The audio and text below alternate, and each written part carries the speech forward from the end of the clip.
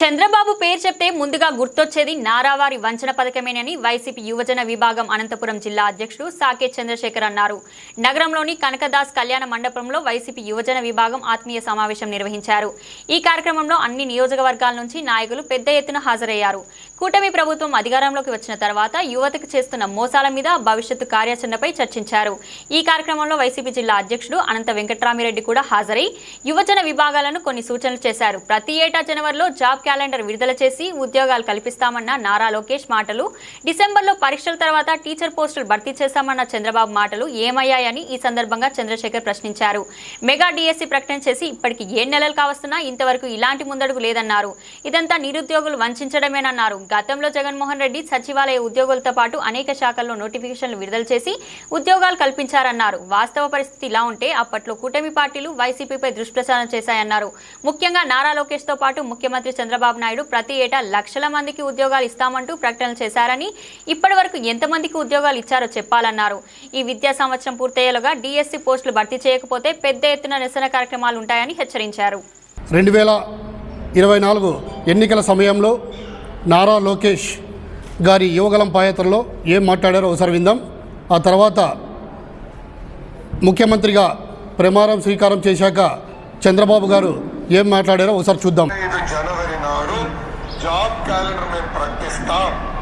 ఎన్ని ఉద్యోగాలు, ఎప్పుడు ఎగ్జామ్లు అవుతాయి, ఎప్పుడు ఇంటర్వ్యూలు అవుతాయి, ఎప్పుడు ఆఫర్ లెటర్ వస్తాయి, చాలా స్పష్టంగా జనవరి 1, 2025 మేము ఇస్తాం. సో ప్రభుత్వ ఉద్యోగంలో ప్రతి సంవత్సరం జాబ్ క్యాలెండర్ మేము ప్రకటిస్తాం. నేను వచ్చిన మొదటి రోజునే సంతకాలు పెట్టాను, మీకు అందరికీ జ్ఞాపకం ఉంటుంది. మెగా డిఎస్సి 16,347 ఉద్యోగాలు. ఇవన్నీ కూడా డిసెంబర్లో పరీక్షలు అవుతున్నాయి. పరీక్షలు అవుతానే ఉద్యోగాలు ఇప్పించే బాధ్యత నాదని మీ అందరికీ హామీ ఇస్తున్నా. ఈరోజు తేదీ 2025 సంవత్సరం ఫిబ్రవరి 2, జనవరి 1 అయితే కాదు, జనవరి 31 తేదీ కూడా దాటిపోయింది. ఇది మా దగ్గర ఉన్నటువంటి క్యాలెండర్ గోపాల్ అండ్ కో. ఇది 110 సంవత్సరాలుగా జనాల్లో నడుస్తుంది. ఇందులో కూడా జనవరి నెలలో చూస్తే 31 రోజే కనిపిస్తున్నాయి. మరి నారా లోకేష్ దగ్గర చంద్రబాబు అండ్ కో క్యాలెండర్ ఉందేమో, అందులో అయితే జనవరిలో 31 రోజుల కంటే ఎక్కువ ఉంటాయేమో మనకు తెలియదు. యువగలం పాదయాత్రలో నారా లోకేష్ గారు మాట్లాడుతూ ప్రతి ఏటా జనవరి 1వ తేదీన జాబ్ క్యాలెండర్ పెట్టిస్తామని చెప్పి కూడా చెప్పారు. డేట్ టైం రాసుకోండి, పారిపోయే బ్యాచ్ కాదు మాది అంటూ ఊదరగొట్టారు. ఎన్ని ఉద్యోగాలు, ఎప్పుడు ఇస్తాం, ఎప్పుడు పరీక్షలు, ఎప్పుడు ఇంటర్వ్యూలు, ఎప్పుడు ఆఫర్ లెటర్ ఇస్తామని కూడా జనవరి 25వ తేదీన 2025 సంవత్సరం జనవరి 1వ తేదీ ఇస్తామని కూడా చెప్పారు. వైఎస్ఆర్ కాంగ్రెస్ పార్టీ యువజన విభాగం నిరుద్యోగుల తరపున ఒకటి అడుగుతున్నాం.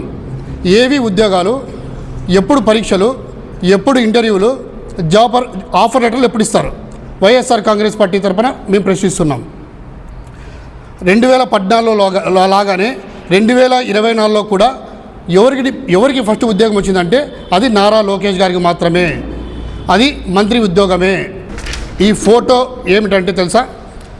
2024 సంవత్సరం జూన్ 13వ తేదీన చంద్రబాబు నాయుడు గారు ముఖ్యమంత్రిగా ప్రమాణ స్వీకారం చేసిన తర్వాత మొట్టమొదటి సంతకం మెగా డిఎస్సిపై పెట్టినది నారా లోకేష్ గారు. 2024 సంవత్సరం జూన్ 25వ తేదీన విద్యాశాఖ మంత్రిగా ప్రమాణ స్వీకారం చేసిన తర్వాత తొలి సంతకం ఆయన కూడా డిఎస్సి పైనే పెట్టినది. తండ్రి కొడుకులు ఇద్దరూ కూడా డిఎస్సిపై సంతకాలు చేసి ఈ రోజుకి సరిగ్గా 7 నెలల 20 రోజులు కావస్తుంది. వీరు పెట్టిన తొలి సంతకమే అమల్లోకి రాకుంటే ఎలా? అసలు ఈ విద్యా సంవత్సరం లోపు టీచర్ పోస్టులు భర్తీ చేస్తున్నారా లేదా? చేసే ఆలోచన ఏమైనా ఉందా?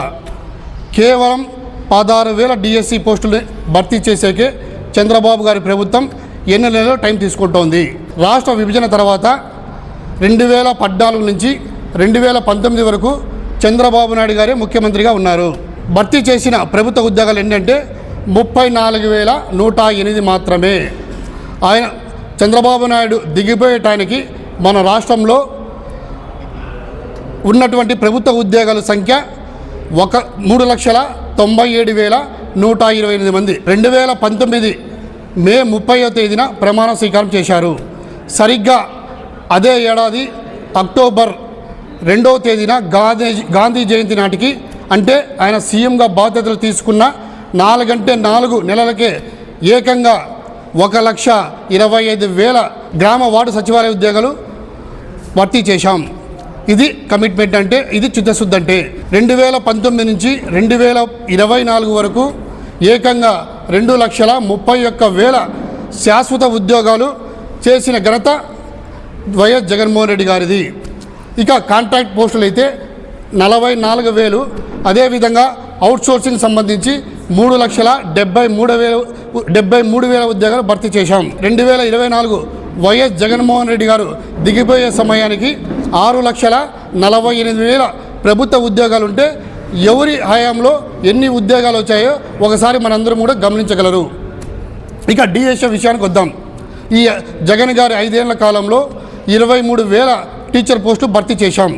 2014-2018 డిఎస్సి ప్రకటించి పోస్టులు భర్తీ చేయకుండా వదిలేస్తే జగన్ గారు సీఎం అయ్యాక 2014 సంబంధించి 8,926 పోస్టులు, 2018 డిఎస్సికి సంబంధించి 7,254 పోస్టులు.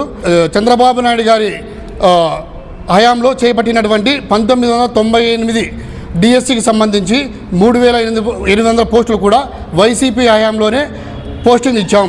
కస్తూరిబా గాంధీకి సంబంధించి రెగ్యులర్ పోస్టులు 1,200 కూడా భర్తీ చేసిన ఘనత జగన్మోహన్ రెడ్డి గారిదే. చంద్రబాబు పేరు చెబితే ఏమైనా గుర్తొస్తుందా అని చెప్పి అడుగుతున్నారు. ఎందుకు గుర్తు రాదని అడుగుతున్నాం. చంద్రబాబు ఎప్పుడు సీఎంగా ఉన్నా సజావుగా చేసే పథకం ఒకటే, నారావారి వంచన పథకం. ఈ పథకం ప్రజలందరూ కూడా బాగా సుపరిచితమే. మేము ఈరోజు ఒకటే డిమాండ్ చేస్తున్నాం. గత ఎన్నికల్లో ఇచ్చిన మాట ప్రకారం జాబ్ క్యాలెండర్ వెంటనే విడుదల చేయాలని డిమాండ్ చేస్తున్నాము. ఈ విద్యా సంవత్సరం ముగిసేలోగా డిఎస్సి ప్రక్రియని పూర్తి చేయాలి.